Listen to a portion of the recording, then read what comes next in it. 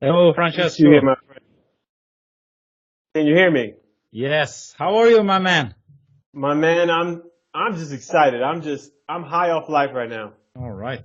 How are Nice you? to finally see you. Oh, it's my pleasure. It's been 90 days, and I have to say it's been too long. Too Hmm. long. We've known each other for 90 days through text, and now I get to see you in your cool glasses and your Thank you. beautiful smile. And Thank you. I'm like I said, I'm grateful, my friend. Thank you. I get to see you and your cool cap as well, and the Brazilian flag, Yeah, and always in my something in the heart. background. Invest in yourself. Yeah, That's that's right. That's awesome. right. So, how do you want to do this? You're recording now. This will go unedited on the YouTube channel. Yeah, if that's okay with you, Yeah. because I feel it's raw, it's real, and Hmm. it also help people understand that this is how we act, this is how we talk, this is how we feel, and I'm Hmm. hoping that the people who do watch this, as far as my community, will be inspired to not only invest in themselves, but also find someone out there, whether it's you, a coach, not me, or a high-paid life coach, to invest in themselves and to value what they want to do in this life. So that's All my right. goal with the YouTube channel and the YouTube video. Sounds fantastic. So how do you want to do it? Should we start with your background and then jump into how you found me, and then we can go through the 90 days, your experience, the raw, unedited coach experience? Yeah, the whatever you feel. If you, Yeah. I Okay. could Let's start off. start with your background then, Francesco. So tell the audience, because this is going on my podcast as well. If you're okay, let's talk I'll about be that honest. afterwards. So tell people. Let's. I usually start the podcast with, if somebody meet you, what do you tell them? What you do at a cocktail party or in the street or whatever. What do I do? Yeah. I live every second with passion, but what I do for hobbies is something that always challenges me, whether it's learning a new language or pushing myself to the limit. But as far as work and how I get paid to live, I'm an international flight attendant. Hmm. I am an interpreter on board the aircraft for in-flight services, and basically travel, speak a few languages, and try to please people as much as I can as a flight attendant, but that's how I get paid. On my days off, I am a volunteer. Hmm. So 9 days I work, and 1 days invested in not only self improvement, but how I can share everything that I've learned, whether through podcasts or YouTube or Facebook or volunteering. Everything is revolved around sharing the knowledge, sharing the wealth. Hmm. Hmm. So, I mean, how did you start your journey with the languages? Because you have a great dialect, much better English than me, but you're not from US, right? Where are you from? I was born and raised in New Jersey, in Aha. America. Okay. City's called Jersey City, New Jersey. Hmm. They joke around saying that Jersey City is the sixth borough Mm. because New York has five boroughs, and Jersey City is so close to Manhattan and to Bronx and to Brooklyn. They Hmm. say it's the sixth borough. My family's from southern Italy, Ah. and they came right before I was born. So Okay. you are right that my first language isn't English. English is actually, you would say, even my third language, because I learned Neapolitan Hmm. Italian. It's the other language of Italy. Then Spanish, because I went to a Spanish or Cuban daycare center, and I was babysat by many Latinas who Hmm. spoke Spanish. And then when finally was 5, I went to kindergarten. And in kindergarten, I was forced to speak English, and many times actually the teacher would have to speak to my mom because I wasn't at the fluency that the kindergarten wanted me to be. Mm. Because if they wouldn't understand that I wanted milk, I kept saying it in Italian and in Spanish. Ah. But I'm American and Italian, Okay. Okay. both. I see. So Jersey, isn't that where Bruce Springsteen is from? Or Yeah, do I he mix is it up? actually. Okay, Yeah. yeah, awesome. Because I'm reading his biography right now, so I think he's talking about some other boroughs there. I'm not really familiar, but I mean he's a legend. So He is. awesome. So now we get like a flavor for that you speak several languages. But where are you based right now? Where do you live? I live in Göttingen. Hmm. Göttingen is about 4 hours from Frankfurt, 4 hours from Berlin, 4 hours from Hamburg. It's in the middle of Germany. It's not smack in the middle, but it's pretty much in the middle of Germany. Okay. So how many languages do you speak today? I say I speak at a really comfortable level 8 languages. That's amazing, man. So was it the French that you're studying right now? I am studying French for a big test for my company. Hmm. It will be possibly the last language I qualify in for my company. I'm going to start learning the most important language I believe in the world, which is love for yourself, the Ah, language of self-love, it's deep. self-knowledge, empathy. And yeah, I spread these videos and motivational speeches in New York and in Europe regarding how to learn another language through empathy. Mm. But I really have to start using self-empathy will lead to having more empathy for others. Yeah. So That's profound. I think extremely deep. But tell us, and me, of course, how you started the journey of self-love and what you learned so far on your journey. Because this is a journey I think that is so important for everyone because it is, as you know, as I guess you say every day in your job, put your mask on first. So you can translate that to, love yourself first before you can yeah, love someone else.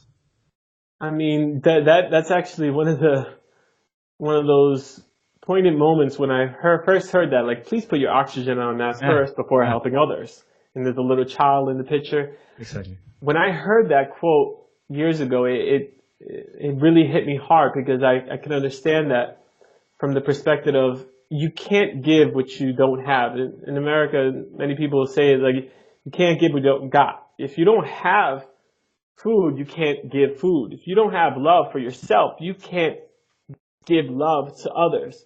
Mm. And about 4 years ago, when I was told by my fiance that I need to really look myself in the mirror and get help for the inner demons in my heart and my mind at the time, I need to speak to someone. So I went to a therapist, and she was so patient and calm, and she asked me, Peter, she asked me straight up, do you love yourself?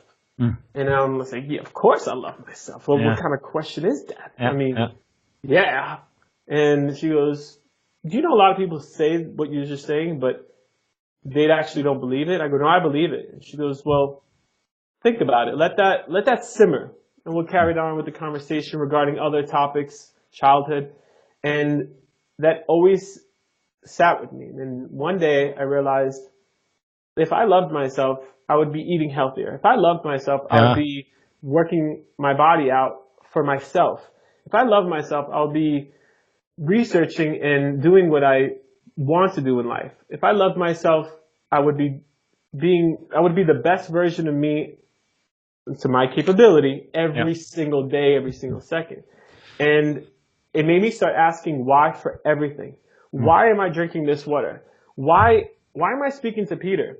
Why am I in Facebook right now? And I started to ask myself, and if it wasn't helping me in the sense of making me a better individual so I could be a better role model for my niece and my nephew, I stopped doing it. Or I started doing something that helped me.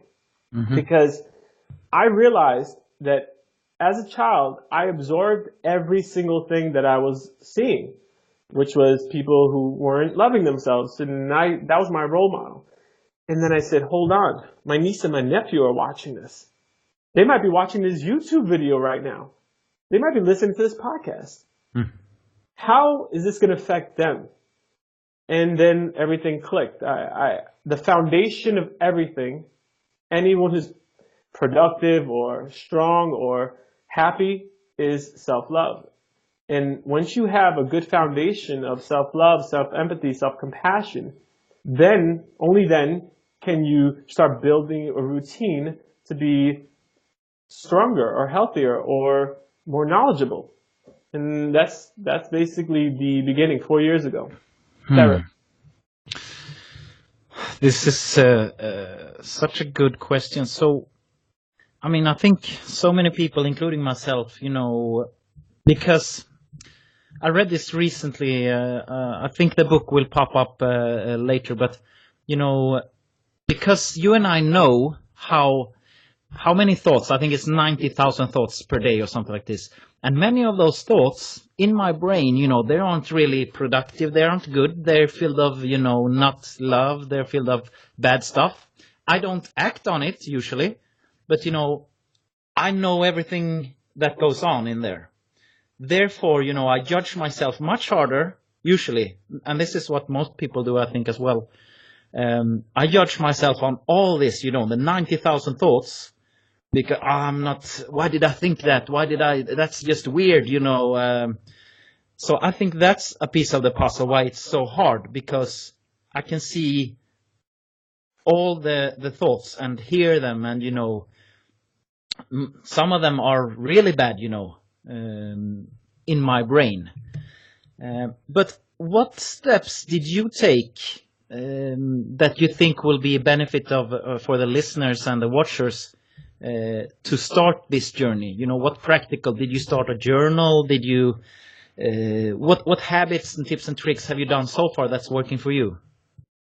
I have a few, but the one that I believe helped me the most is nurturing myself in the sense of my inner child. And I have an image of a 5-year-old that would go and say, hey, it'd be me as a 34-year-old talking to a 5-year-old me and saying, hey, everything's going to be all right. Now, this is an example that I would use for a very serious moment of doubt or fear or jealousy or hate or anger. These are the ones that I would use for that.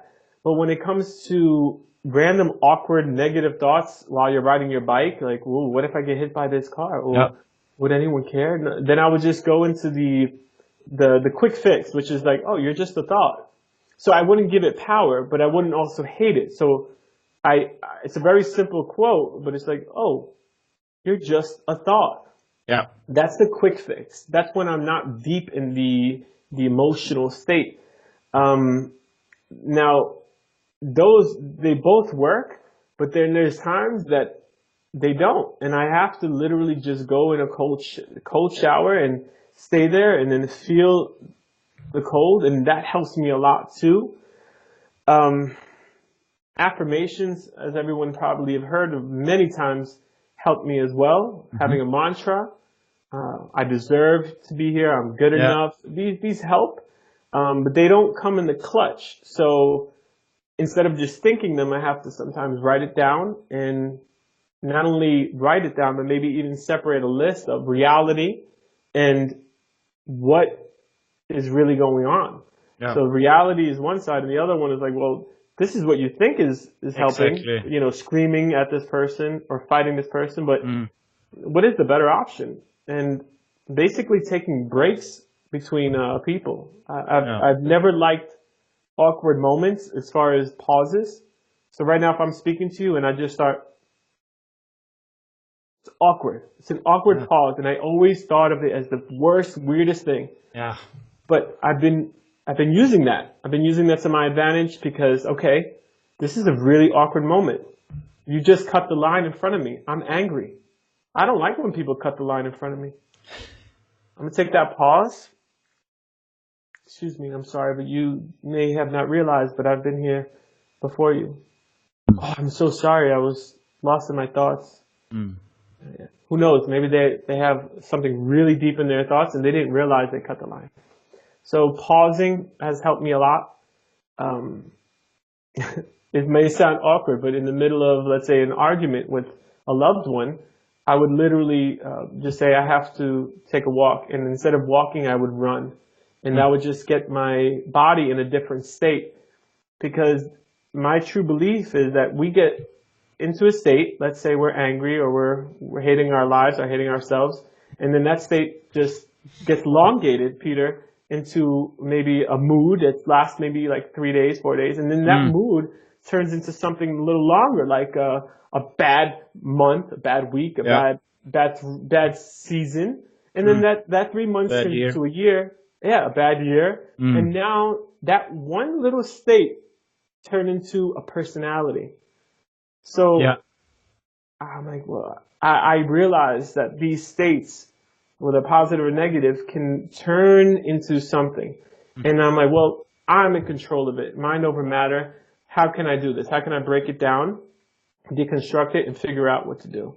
So those are a couple of things that I've realized along the years. And with the grace and the help of people like you, my therapist, friends, books, mentors, I wouldn't be where I am without humans helping me. I wouldn't speak the languages I speak without humans helping me. And I am myself, of course, through all the hard work that you and I both know it takes to be where we are. But it's only because there were people lifting me up. And I will always, in my 5-minute journal that I write in the morning and night, and the gratitude list I share with my fiance every night, I have to always thank human beings that have been there for me. And my hope is that I could always be there for them through volunteering or spreading some positivity in their day. Solid answer. I mean, I think you mentioned so many great things here. The book came to me. It's called The 12 Rules of Life by Jordan Peterson, from what I referred to earlier. But you mentioned cold showers and what we call state. You know, someone puts you in a state. Something happens, an event, and then you are implementing the mental strategy of the pause, which is an awesome thing. I think I try to implement this as well, you know, because if you're in a aroused state or an emotional state, you're not thinking perhaps clear. It's a bit stoic philosophy, you know. If you take that pause and, okay, did I misunderstood? Or am I having a bad day? How are my energy levels? Is that person, you know, in a life crisis? Maybe that person, you know, has something. And you also added, you know, the gratitude part in your journal there. I think that is, you know, huge. Just to twist it. Instead of being angry, you know, I can be grateful that I'm alive. You know, what's the chance of even being alive? You know, that's, you know, when you are created, when two people meet or, you know, insemination or whatever, it's, you know, 1 in, I don't know, 10 million, something like this. That's one in 10 million. And then, you know, to be born at this time of where humanity is with all the technology, you know, it's crazy amazing. It's never been this good for so many people. You know, we live like kings. Kings lived like us 100 years ago. It's fantastic. So I really like this. So what would you say? The pause would be a takeaway for the listeners, right? To just stop. The pause, and if that's not easy enough, maybe I count to 10 or count to 100. But also, and this may seem, this is when because I feel that many people always try to blame things on others, and they say, it's, you put me in this bad mood. It's like, no, you have control. So I'll give you a real life example that happened yesterday. Please. The fiance and I went to go to the bus station because I wanted to know where to take my bus from here to Frankfurt. And while we're at the bus station, I said, excuse me, to the gentleman. I said, can you help me? He said, sure. I said, I'd like to know where I could get my bus here tomorrow. I'm new in town. I don't know where the bus will come to pick me up to take me to Frankfurt. He said, it'll be right here. I said, perfect, thank you. He goes, if you need more information, let me write down this number. He goes, I'm going to give it to her though. All right? Don't be mad. I just want to give it to her. And he goes, this is my personal cell phone. And he gave her the number. He goes, call me whenever you want. And he goes, but don't be mad. It's not a bit, don't be mad at me. He looked at me, he gave me a wink. And it was a very, very awkward moment. That's weird. Wait, but check this out. That's Now, really weird, man. Okay. if anyone's listening and knows where, I'm from, Jersey City and this whole, not the whole Jersey City, but many people are from, we become reactive, especially Italian who has this machismo in them. I don't have that in me, but I guess it was part of the seeds that were dropped when I was born, and I had a little bit, this guy's serious? He's giving his number, winking at me and saying, this is my personal.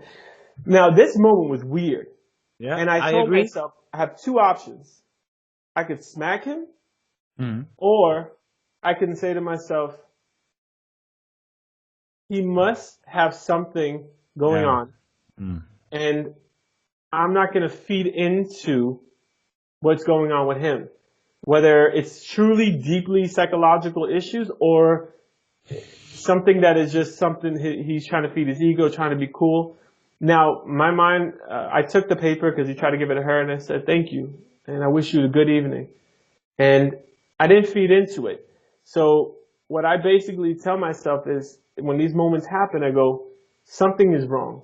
Something's not right, because you don't do that. And we both laughed about it later, and it helped me a lot to just say, this isn't really lining up with what I believe in this reality is normal, and I'm not going to feed into it. So it's I hate to say it, but it's just sometimes just think, damn, I wish you didn't do that, but I'm not going to feed into you, and too bad that you're thinking that way. And then we had a great bike ride back home. That's just weird, but I think Really you highlighted something here that it's in our courses as the Swedish listeners. We use the example of a guy called Viktor Frankl. He is famous for pretty much laying the foundation for positive psychology, but he was a psychologist during World War II in the Nazi camp, and he coined a phrase that is very popular, and he said, between every stimulus and response, there is a space. So that jumps back to the pause that you mentioned. And in that space, if it's 1 millisecond or 10 hours, you have the time and the choice to make a decision. How will I act? And that was, crazy situation to be in the Nazi camps. It's hard for us to imagine how that would have been, but he found a purpose in it to, study others. Why do some people die? Why do some people, just give up? And he always thought that I will find a purpose in this. And that's what he did. He, started his, the whole positive psychology movement. And this was, when we're recording this 80 years ago or something. So right. It's foundational. So congrats on not acting on it, just, trying to just be. But don't you agree that pause, it has to be something, at least for me, it has to be something that I had to develop and evolve? Yeah. Because meditation has helped me in life in general with being relaxed, but it has always creeped in the moments where I need that pause. And I didn't have the pause before meditation. I don't know if it's a coincidence, but from what I've read, and maybe the placebo that I've injected on myself, that this is a direct consequence of meditation. Meditation has led me to have a buffer, a little time to just say, am I going to freeze? Am I going to run? Or am I going to fight? No, I'm going to play it cool, because you can't control my emotions. I control my emotions. Yeah. And I wouldn't have been here. You could see by my gestures, I'm a pretty animated, energized guy. So at the time, there was just one type of person. I was just reactive, and in a good way, in a bad way. And I have become more conscious of watching and being an observer of my own emotions, and then choosing. But I never even had this reality until I really delved in what meditation is. And it's not just hippie yoga, fad. It's something that's what we need with all this stimuli. How did you find meditation, Francesco? I mean, And what kind of meditation do you do today? the What's the setup? meditation I do today is not the most conventional to many people because they feel it may have too much. It's a difference in what normal people think, but I love it. It's the Wim Hof method, and the Wim Hof method to me is my meditation. After doing the Wim Hof breathing, there's a point that I adjusted the method to my own style where I really go into my own relaxation, and it's usually at the end of the method. So it would take it, let's say, a 15 minutes of Wim Hof breathing. I would add another 5 minutes or 10 minutes, which is that pure relaxation, and where I really, really have that self-love and self-compassion for myself, and give that love to myself so that when I'm ready to cook for my fiance, when I'm ready to volunteer at the hospice, when I'm ready to give what I have, I'm fully fulfilled. But the Wim Hof method, to answer your question, has been my daily go-to method because of the benefits I feel from it. But that's just my style, and I know many people don't feel that it's relaxing enough, but I feel everyone likes their pasta differently. Some people like it creamy, some people like it liquidy, some people like it. I like my meditation this way, and I really am a believer of do what you got with what you have, and if it works, power to you, brother. Yeah.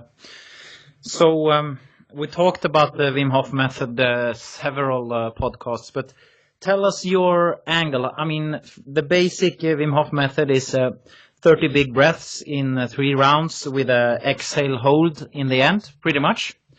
So how are you using it, and what times are you doing in general, if you want to share? Yeah, I would love to share. It's again, it's my own version, and it's a lot of people, even in the Wim Hof community, even my instructor who I was trained by, it's not the most suggested, but I like it. It's 30 breaths, deep breaths, and then exhale, and then inhale, and then pushing that energy, that vibration into my stomach, into my chest, into my head.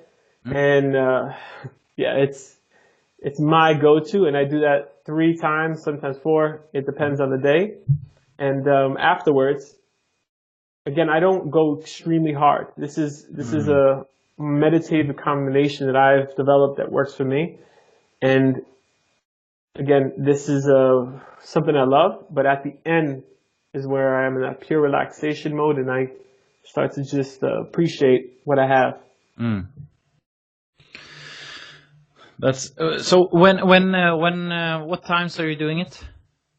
If I can wake up around 5 or 6 in the morning, I would love to do it at that time. But if I'm already cramming everything else as far as traveling, as I'm a flight attendant, I would do it maybe 2 hours before I go to sleep.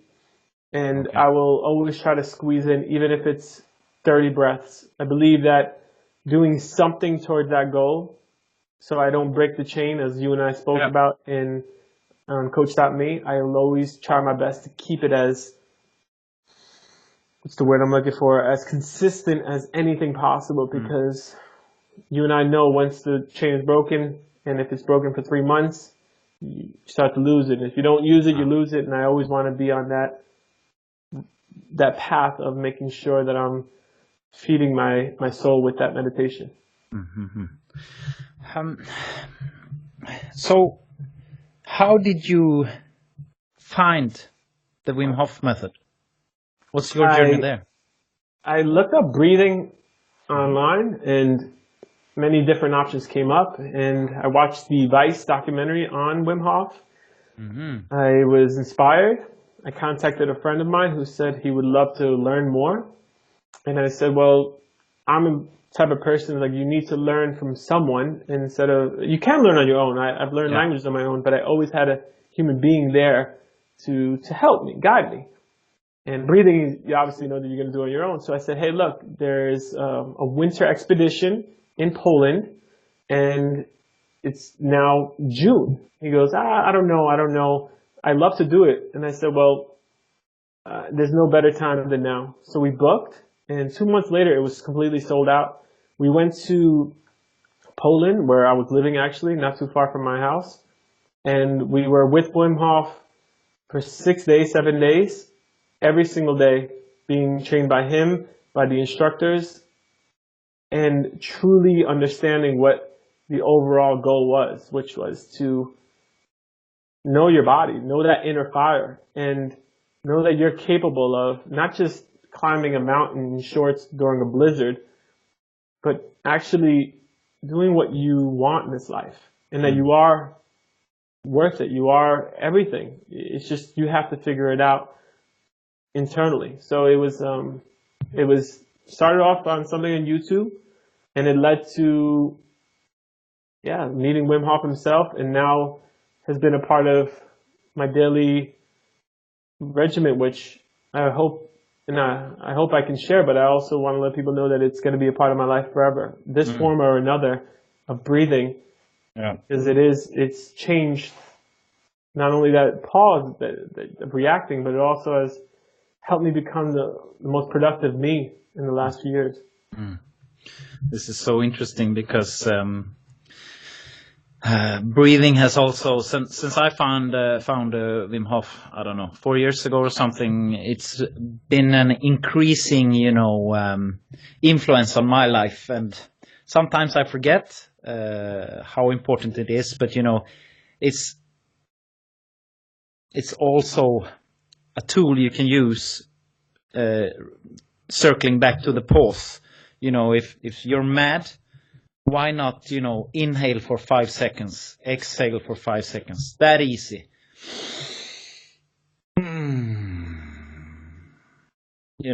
Just by doing that now live, I can just, I got some tingling sensation, and now, I'm back here with Francesco.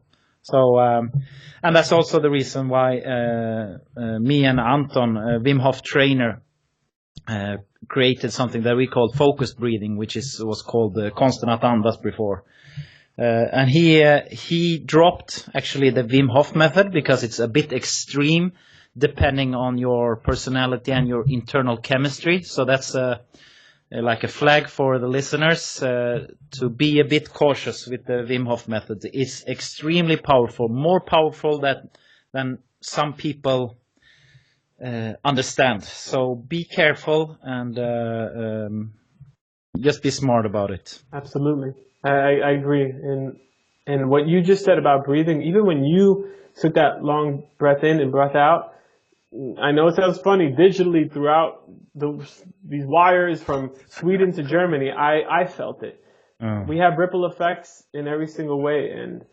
And I do agree about the Wim Hof method. For anyone listening, it's something that you have to see for yourself, but know your own limits. And I agree. If you cross the line with anything, if you're an extremist with anything, you obviously know what happens. It's extreme. So I agree. Awesome. So, we talked some mental strategies, and I just want to highlight the 8 mental strategies that we use. That is like tying into what we talked about. It's number 1, presence, which, is how we get here and now. And that's, meditation, the pause we've been talking about. Number 2 is patience. And that also ties in. 3 is kindness, which you showed yesterday to the person, not hitting him, in the face, Jersey style. And number 4 is beginner's mind, which is, I think, what started you, when your therapist asked you why, or do you love yourself? And then you had the why question. And then acceptance is number 5, which is, how can I accept my thoughts that we talked about in the beginning here now, and not act on it, and accept that it's going to be dark thoughts, it's going to be dark times. And then number 6 is balance, which is, of course, how can you do all the things that you want to do, be productive, you have a YouTube channel, you have an app, you want to volunteer, you want to travel, you want to do all this magical stuff, but you also, want to relax and do nothing sometimes. And then it's joy, of course, to be happy. And number 8 is letting go. So I'm not sure really why I got to think about these 8 mental strategies, but we mentioned them before on the podcast, and I think it's whatever you use, try to make it systematic, and that ties into what you mentioned before, don't break the chain. So tell us a bit, what is break the chain? Break the chain comes from Jerry Seinfeld, a comedian American who was once asked, Jerry, why are you the best comedian? What makes you the best comedian? And he goes, well, I don't break the chain. Meaning there's 365 days in a year and he writes a joke every day or he practices every day. And on each day of your calendar, there's an X. That is the difference between someone who's successful and who's not. If you work out, for example, 3 hours on Sunday, but you don't do anything for 6 days, how much stronger are you going to be? And if you put an X 6 days a week, but you work out 20 minutes a day, which is what I do now, you're not breaking the chain. It's going to be an X on every single day. And Jerry Seinfeld put the word consistency in an image for our friends to say calendar X every day. And whether it's 20 minutes or 10 minutes, I mean, I don't do the Wim Hof method for 30 minutes a day. Sometimes I'll do it for 5 minutes. Sometimes I work out for 20 minutes. It doesn't matter what it is, as long as you invested pure thought, not just, texting while trying to do a jog. I'm talking about pure thought. You have now made an X chain across your calendar. And I believe that if it wasn't for having a human being like you, when it comes to working out, as much as I'm on the path of self-love, it was a hard habit for me to build throughout the years before, because I saw the chain, I wanted the chain, but having an accountability partner and someone who's going to help me just go toward that day of crossing that X has been extremely valuable. And I'm so grateful that I could actually do this with you on Skype, but I'm hoping one day I can actually hug you in person, because you have been patient with my quick questions that were not quick. They're quick questions. Dude, I love them. Hey, dude, quick question. What's the meaning of life? I'm just kidding. Good question. Why does the Bible have all of these chapters, and what do all of it mean? Like what? Or the idea of doing things alone and marking those X's for your don't break the chain calendar, it's beautiful. But I have to be honest again, it comes back to that human connection, and having someone there for me has been extremely valuable. And again, thank you from the bottom of my heart. And I'm hoping one day I can show you my gratitude in person, because I would have broke the chain as much as I'm on this high of appreciating and feeding my soul and being on the most positive path. It's not easy. It's not easy to work out every day. I know it. I'm living proof that it's hard. But after 90 days, yesterday marks 90 days. Today's 91 days with you. I lost 14 kilos, which equals around 29 to 30 pounds. Yeah. And it's awesome, man. And I've learned the idea of eating what I need, and not because I'm crazy about, this delicious meal. I need to eat the whole thing. I learned portion control and listening to my body, because I have to take care of this temple. And I know I have to report to you tomorrow. And that makes me not only do it for myself, but also do it for our teamwork. And it's proven results, because I feel the healthiest I have ever felt in my life. And I've been vegan for many years, but I was one chubby vegan. And there's a word that a lot of vegans or vegetarians say, like, yeah, I'm vegan, I'm vegetarian. But the truth is, majority are carbitarians. And a carbitarian that carbitarian lifestyle led me to being lethargic, like I used to be when I used to eat meat. And it led me to be more overweight. I mean, I have to be honest, having someone there has been proof that you can make that hard habit a reality. But of course, it still always comes down to you. It's not like a 50-50 thing. Yeah. It has to come down more on me. But having you there, I mean, there's no words that could show my gratitude. So thank you. Thank you. Thanks for the kind words. Glad I can help. So for the listeners that are wondering how we're doing this, we're using the Coach.me app. Me and Francesco, for when we're recording this, we've been doing it for 90 days. So how did you find the app, and how come you chose me? Well, Of all the coaches there. I mean, why I chose you? You're a very impressive man. Of course, I remember. It's like, you know, it's going through our catalog. Like who's the one for me? The main reason I chose you is that you showed through your profile, what you've written, that gratitude, which is one of your options to take the class. To take one of your coaching accountability partnership, was writing in a journal. Mm-hmm. You also spoke about breathing, and you have all of these attributes that come down to the internal reason to being fit.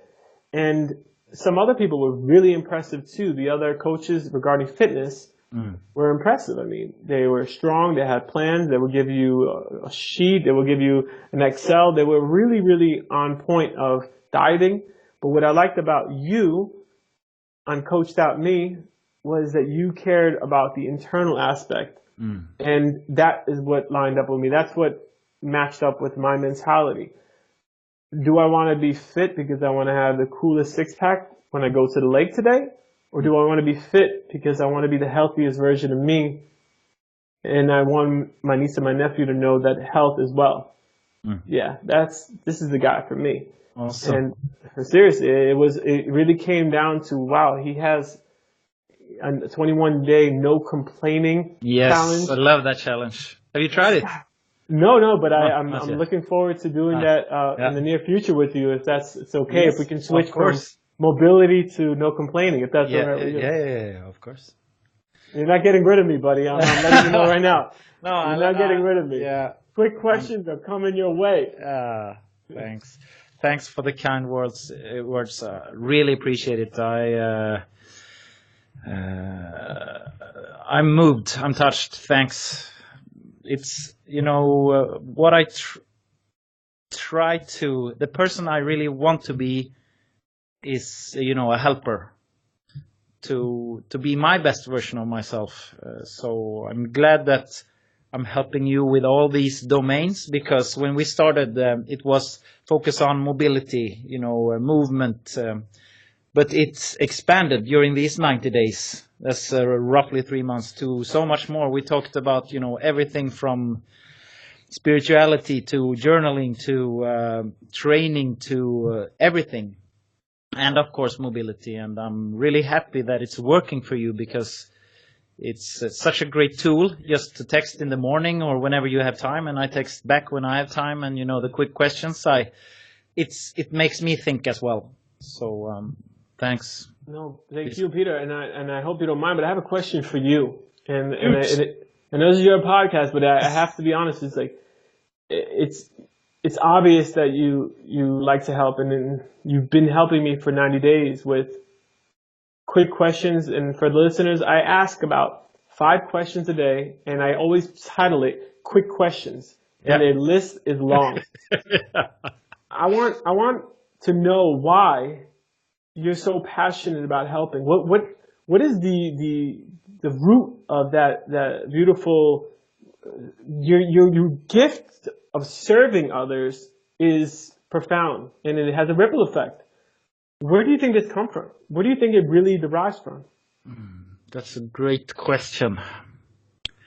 I think it's, that I've gotten so much help from other people and books during I mentioned it a couple of times on the podcast.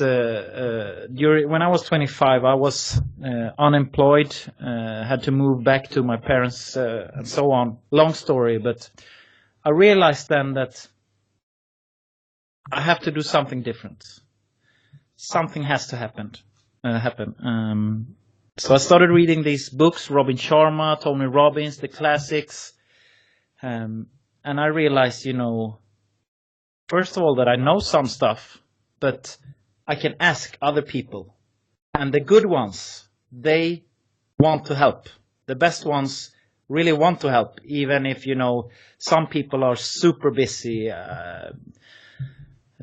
So they perhaps have to decline due to that. But so I asked a couple of people, and I asked my friends, what do you think I'm good at? What do you think I can do? And so on and so on. And the good ones, replied back, my close friends. And then I asked a person if he could be my mentor further down the line. And he said, sure, of course, come up to Stockholm, where he lived at the time.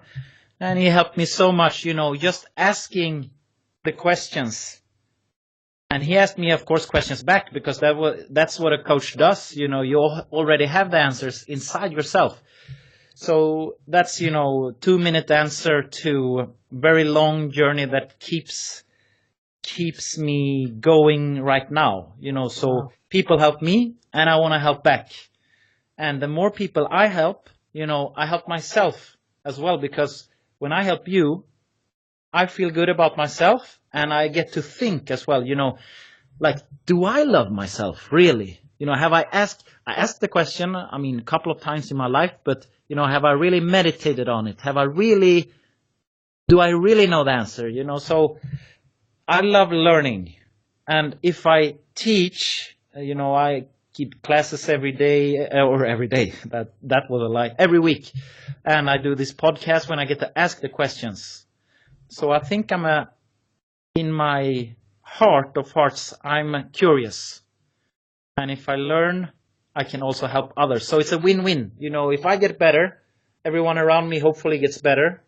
My clients get better, everyone gets better, and hopefully in the end, the world gets better. Wow. Give me a digital high five. Douche.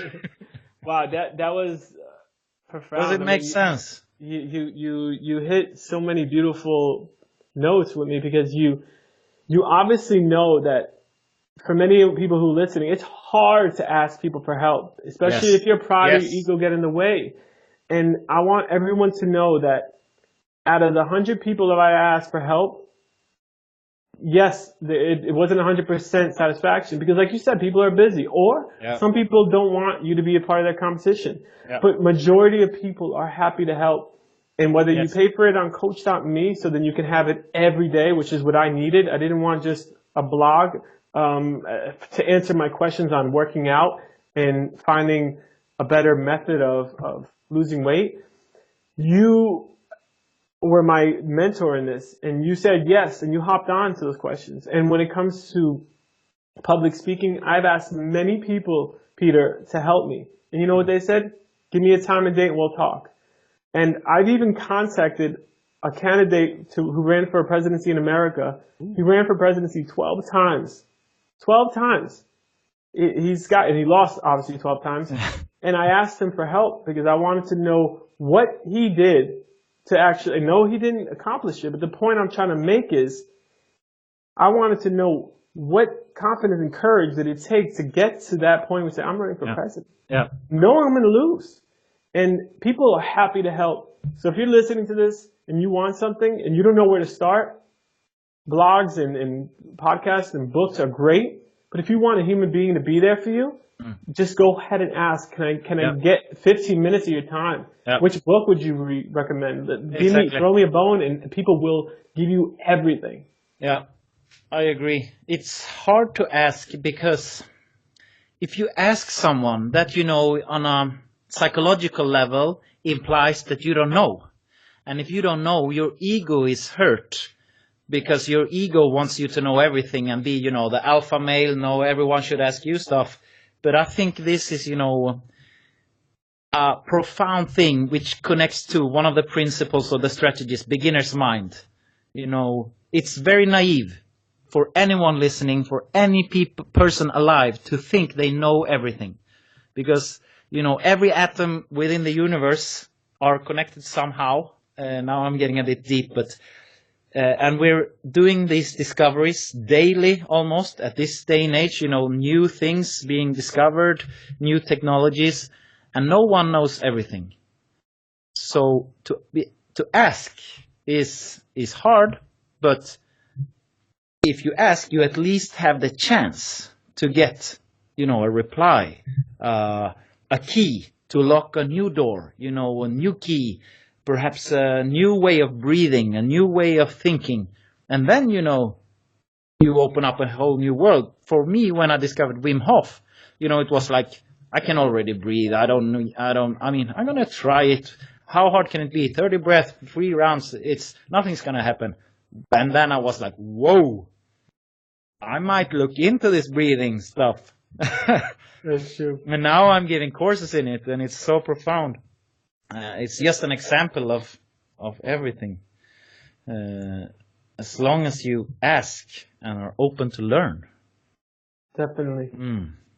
I'm grateful that we're on the same page with that, and if anyone who isn't on that page, I can even respect their opinion.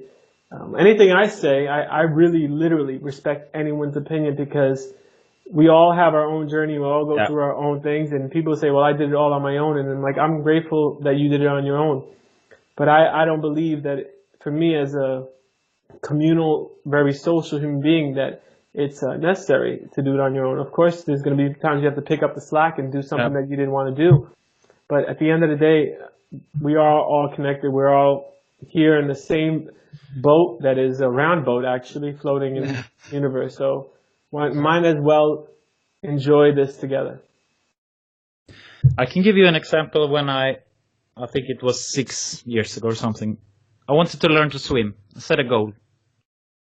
But I was so stubborn that I went to the pool, tried myself. It was super hard, really hard. And then, I tried to read all the books. And then after a year of struggling, I finally hired a coach. And then, I had almost exponential developments. So I'm not sure if it was the money or the ego or whatever, but if I could have saved the whole year of struggling. So that was, so these days I try to, go courses, ask people, try to hire coaches myself. It's so profound. So you will save time, and if you're lucky, you get to have like a great conversation with your client or your coach or mentor, and then if you're even more lucky, you befriend them. So, I've befriended many people that I interviewed on the podcast, so the only thing I do is to ask them questions, who are you? What do you do? What do you want to tell the listeners? It's perhaps simple. It's not really easy, because you have to, prepare and, set dates and so on. So, Francesco, tell us more what you have on the horizons, and your URLs, and where people can, because you coach as well, you help people with languages and a lot of stuff. I do help people with languages. I'm very involved in the language community, mostly on polyglot conferences or polyglot gatherings, anywhere regarding people who want to speak more than one language. And I spread the message of spread empathy through languages. And I'm very honored to be a part of that community. But at this moment, this is my last month of studying languages where we can speak and communicate. And I'm going to fully focus. And I'm crazy excited about this, because I really feel it more than anything else I've ever in my life pursued. And it's sharing the knowledge and the emotional roller coasters of rides of self-love. And starting November, with all that I've already prepared, I'm going to write my first book on self-love. And the platform that I'm going to be easy to find is YouTube or Facebook right now. And what's the URLs? I can you can find me on my name on Facebook, or on YouTube. It's Francesco my name, Francesco Samarelli. Samarelli, Samarelli.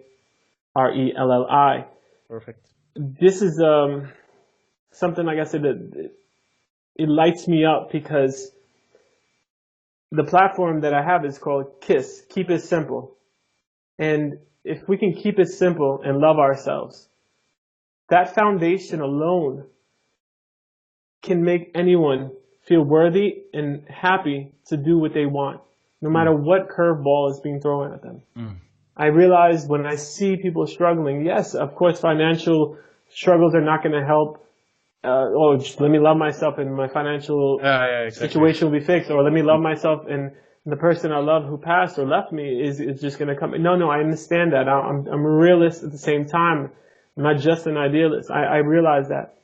But when you love yourself so much, you can truly, really get internal and figure out how to handle these situations and how to be the best version of you. It makes me, I don't know, why don't we just shoot up to the sky right now and just share this? Because if everyone had enough self-love for themselves, they would be doing more for the world. That's the ultimate goal. It's not about just loving yourself and taking bubble baths and massaging yourself every day and just sitting down and saying, I love myself, I'm just so cool. No, it has nothing to do with the ego being egotistical. It's actually the opposite. It's when you're fully fulfilled, you're able to give and help. That ripple effect is so strong that it can go across oceans. And when you find that self-love, you're able to recognize it and give it to others. Because let's be honest, when people, there's a quote I love, it's 2 words repeated. Hurt people hurt people. People in pain inflict pain on others. It's just an obvious thing. I'm feeling pain, so I'm going to do it to you. It's 1 + 1 = 2. It's not hard math. But when someone is feeling pain and they're able to reevaluate and try to figure out how to handle this through self-love, they don't inflict it on other people. And that's my major message. And the platforms you can find me on is Facebook right now and YouTube and the website. And the book will be coming out early 2019, probably January. No later than the end of January. No later. February. I will keep you accountable. You know that, right? There's no doubt about it. If there's a will, there's a way. And your gift to the world, Peter, has been to help others. And if we can do that together in your form and my form of giving the gift of the world to the world regarding enjoying and helping and understanding and having empathy for what people go through, but yet still try to figure out that will to find purpose, like Viktor Frankl said in The Man's Search for Meaning, and we can do it. We just have to try to get a control of our emotions instead of letting the emotions control us. It's so valuable, and I want to thank you for allowing this whole platform to be alive, so I can move in my seat and go crazy and sharing what I love, which is finding that love for yourself, which you can actually spread on to your family and your friends and your community. So, do you have any other practical tips to start the journey to, be more self-loving? Don't be so hard on yourself. It's tough. I mean, you're not going to be perfect. No one is. I've never met a perfect person, and nor will I want to ever meet someone who says they're perfect. If you don't do something perfect, say it. Don't be so hard on yourself. I might fail my French test coming up. I might write a book that everyone criticizes in 2 months. I might mess up, and I'm okay with that because I'm enough, and I can't beat myself up. I'm only here for one dance. I'm hoping it's going to be over 100 years, like some of my friends that I met. I hope it's a 100-year dance. I only got one dance, and I'm going to try to dance with passion, with emotions that I control, So then my niece and my nephew, and I repeat them because they're my everything. They can also enjoy their dance because I'm not here forever. So I'm hoping that it carries through. Great advice. Consider your life a dance, and your passion. Really, I can feel it through the video screen here, through the computer screen. It's great. I can also feel it, daily when we talk and chat. So I have a last question for you that I try to, add every in the end of every podcast, and it's called K-Wink, and it's knowing what I now know. And knowing what you now know, Francesco, what would you have done differently, I don't know, last 10, 15 years? I think I'm going to need a pause. I think I'm going to need a pause for that. Take a pause, man.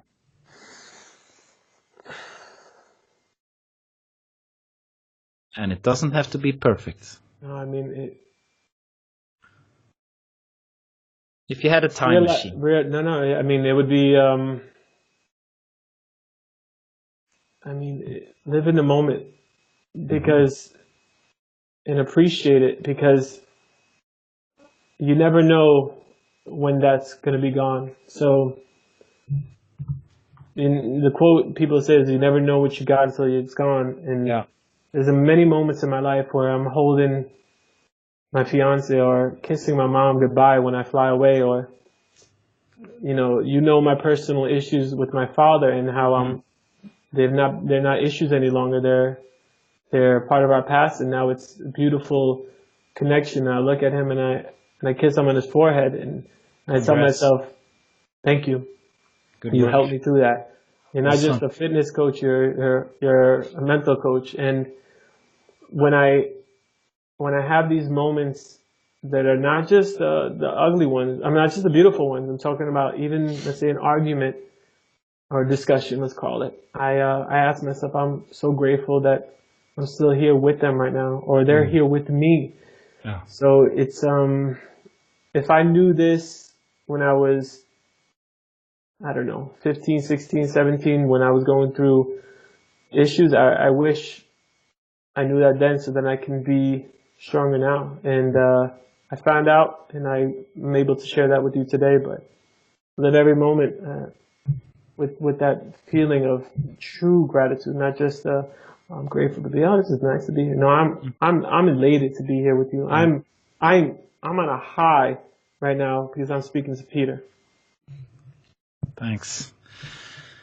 I think we talked so much about gratitude in this episode, and if you, the listener or the watcher, have a hard time with gratitude, just start, with something. You don't have to have Francesco's passion directly if you start this habit today. Just start small, and it will build. Trust the process. And I am very grateful that you took the time out of your day, Francesco, today to talk to us and share your journey. It's been awesome 90 days for me. I learned a lot as well. Before we close the podcast, do you have anything that you want to highlight or share, except everything you shared right now? I already shared that you are good enough, but if I kind of want to reiterate what you just said, just start. Just start. It's going to be a disaster, yes. Yeah. But just start writing your gratitude list. Just start running, and just start. And write it on your wall. Just start, because once you start, I hate washing dishes, and I don't even use that word hate often. But once I start washing the dishes, it's already momentum. So, I think Nike really blew it by saying just do it. I think they should have just started, because once you start, you start doing. And you're not just talking anymore. You're like, oh, I'm going to do that. No, I started it. I'm already doing it. I'm in the moment. And then you start to find the process isn't that bad. Now I have clean dishes. Perfect. That's a perfect way to end it. End it with the start. Yeah. I love it. I'm happy. Are you happy? Oh man, I'm ready to fly right now to Sweden just to high five you. Just drop by. We do a digital high five. Boom. Boom. Francesco Samarelli, thank you for being on the Flawd podcast. It's been my honor, and I love your podcast. I listen to all of them except for the Swedish ones. Yeah, you have to learn Swedish now. Yeah, now I have to, because it is one incredible, inspirational, intensely insightful. You have a lot of information, and I re-listen to so many of your podcasts because there's so many tips from our mentors that we either meet in person or not. And I got to thank you from the bottom of my heart for being a guest. I'm extremely honored. This is a dream, to be honest with you, to be on your podcast, someone who I look up to very much. Thank you. Thank you. All right.